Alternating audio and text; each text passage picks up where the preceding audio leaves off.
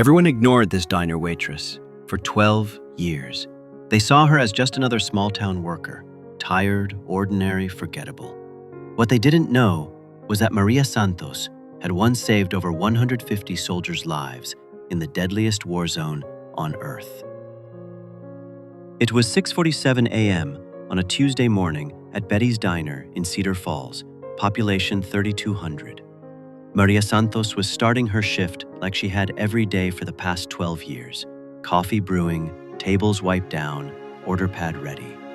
To the regulars, she was invisible, just the quiet woman who refilled their cups and never complained about the lousy tips. At 45 years old, Maria looked older than her age. The lines around her eyes told stories she never shared. Her hands moved with practiced efficiency, but there was something else, a precision that seemed almost military. The way she organized her station, the way she assessed each customer who walked through the door. Old habits from a life nobody knew about. "Coffee, hun?" she'd ask, with the same tired smile she'd worn for over a decade. The truckers barely looked up. The business crowd scrolled their phones. The retired farmers discussed weather and politics as if she wasn't there. To them, Maria was just part of the furniture. But if they had looked closer, they might have noticed things. The way Maria's eyes swept the room every few minutes, a habit from scanning for threats. How she automatically checked exits whenever she entered any space. The small scar on her left hand from shrapnel she'd never mentioned to anyone. What none of them knew was that before Maria Santos poured coffee in Cedar Falls, Staff Sergeant Maria Santos had run a field hospital in the most dangerous province of Iraq. In 2005, at just 23 years old, Maria had enlisted in the army as a combat medic. She'd grown up poor in this same small town, watching opportunities pass by like the freight trains that rumbled through twice a day. The military seemed like her only chance for education, for purpose, for something bigger than Cedar Falls could offer. Basic training was brutal, but Maria discovered something about herself. She was tougher than she'd ever imagined. More importantly, she had a gift for staying calm under pressure. When other recruits panicked, Maria focused. When chaos erupted, Maria found solutions. Combat medic training pushed her even further, learning to save lives while bullets flew overhead, performing medical procedures in conditions that would challenge a surgeon in a sterile operating room. Maria excelled at all of it. Her instructors noted her exceptional composure under extreme stress. In 2006, she deployed to Forward Operating Base Phoenix in Anbar Province, Iraq. The base was located in what military intelligence called the most kinetic area of operations, military speak for the place where you're most likely to die. FOB Phoenix was under constant attack. Mortar rounds, suicide bombers, improvised explosive devices. The medical facility where Maria worked saw casualties every single day. Soldiers, Marines, Iraqi civilians, even enemy combatants. Maria treated them all with the same professional dedication. Her first month in Iraq, Maria saved 6 lives. Her second month, 11. By her 6th month, her fellow medics had stopped counting. Maria had developed an almost supernatural ability to keep people alive in impossible situations. The worst day came in March 2007. A massive coordinated attack hit 3 different convoys simultaneously. FOB Phoenix's medical facility was overwhelmed with casualties. Maria found herself running a trauma bay designed for 2 patients, with 17 wounded soldiers laying on stretchers, on the floor, anywhere they could fit. For 18 straight hours, Maria worked without stopping. No food, no water, no breaks. Just one crisis after another, each decision meaning the difference between life and death. When it was over, all 17 soldiers survived. The base commander later called it the most extraordinary display of medical skill and dedication he'd witnessed in 30 years of service. Maria deployed to Iraq 3 times. Each tour, she saved more lives. By the time she returned home in 2009, she had been awarded the Bronze Star with Valor, 2 Purple Hearts, and the Combat Medical Badge. More importantly to Maria, she had saved over 150 lives. But coming home was harder than staying in Iraq. The intensity, the purpose, the constant awareness that every decision mattered. Civilian life couldn't replace that. Maria struggled with nightmares, with feeling disconnected from a world that seemed trivial after what she'd experienced. She tried college on the GI Bill, but couldn't concentrate. Tried working at the regional hospital, but kept getting triggered by the sound of trauma alerts. Eventually, she drifted back to Cedar Falls, to the same small town she'd left 8 years earlier. Betty's Diner was hiring. The work was simple, predictable, safe. No life or death decisions, no explosions, no blood, just coffee, eggs, and small talk about nothing important.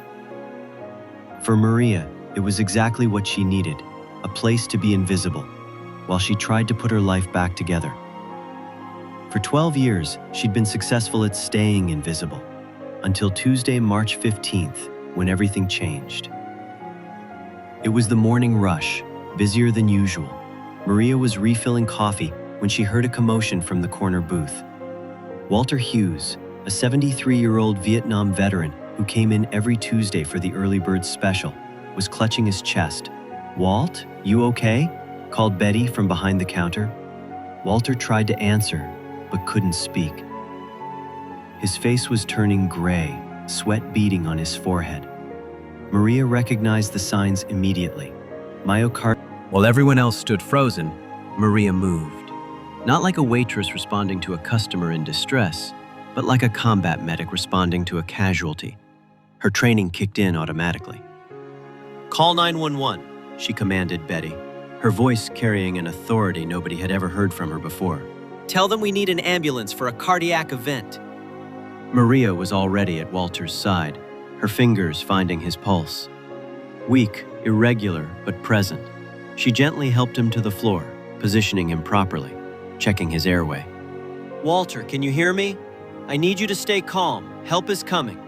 The diner had gone completely quiet.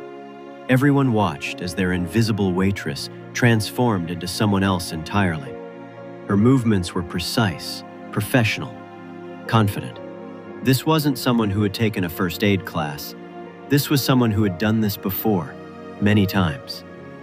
Walter's pulse stopped. Without hesitation, Maria began CPR. Her compressions were perfect, exact depth, proper rate, positioned precisely over his heart. She tilted his head back, opened his airway, gave rescue breaths with textbook technique. 1, 2, 3, Maria counted compressions, her voice steady and calm, while everyone around her panicked. For 8 minutes, Maria worked to keep Walter alive, compression after compression, breath after breath, never stopping, never giving up. The same determination that had saved 150 soldiers in Iraq was now focused on saving one Vietnam veteran in a small-town diner. When the paramedics arrived, they found Maria still performing CPR with flawless technique. "How long has she been doing compressions?" the lead paramedic asked. 8 minutes, Betty answered. "She never stopped." The paramedic looked at Maria with new respect. "Ma'am, are you medical?" Maria paused. For 12 years, she'd hidden her background, but watching Walter being loaded into the ambulance, knowing her skills had kept him alive, something shifted inside her. "Combat medic," she said simply.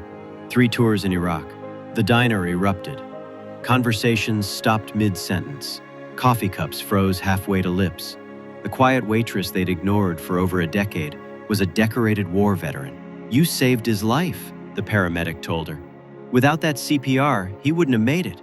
Word spread through Cedar Falls faster than gossip at a church social. By afternoon, people were coming to the diner not for food, but to see Maria, to thank her, to shake her hand. Vietnam veterans who had eaten at Betty's for years without really seeing Maria suddenly understood who had been serving their coffee. Local military families came to express gratitude. Even teenagers who had never paid attention to the middle-aged waitress looked at her differently. Walter Hughes survived. 3 days later, he was released from the hospital with a pacemaker and strict instructions about diet and exercise. His first stop was Betty's Diner. "Maria," he said, his voice thick with emotion, "the doctors told me what you did. They said without your CPR, I'd be dead." Maria nodded quietly. "Just doing what needed to be done, Walt." "No," Walter insisted. This was more than that. Where did you learn to do CPR like that? The diner had gone quiet again, everyone waiting for Maria's answer.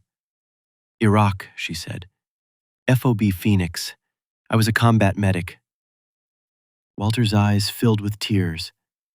Why didn't you ever say anything? Maria shrugged. Didn't seem important. Not important? Walter's voice rose. You saved 150 lives over there, and you didn't think it was important? The number hung in the air. 150 lives. The waitress who had been invisible for 12 years had saved 150 lives in Iraq. From that day forward, everything changed at Betty's Diner. Maria was no longer invisible. Veterans sought her out to share their stories. Families brought their children to meet a real hero. The local VFW invited her to speak at their Memorial Day ceremony. Maria initially resisted the attention. She'd come to Cedar Falls to be invisible, to hide from a past that felt too intense for civilian life. But gradually she realized something important. Hiding hadn't healed her. Connection had. 6 months later, Maria started a first aid training program at the community center, teaching CPR and basic emergency response to anyone who wanted to learn. She partnered with the local fire department, the school district, even the nursing home. You never know when you might need to save a life, she'd tell her students. And you never know who might save yours. Betty's Diner became more than just a place to eat. It became a gathering spot for veterans, a place where service was honored, where stories were shared, where a former combat medic named Maria Santos proved that heroes often hide in the most ordinary places. The day Maria saved Walter's life, she thought she was just doing what needed to be done.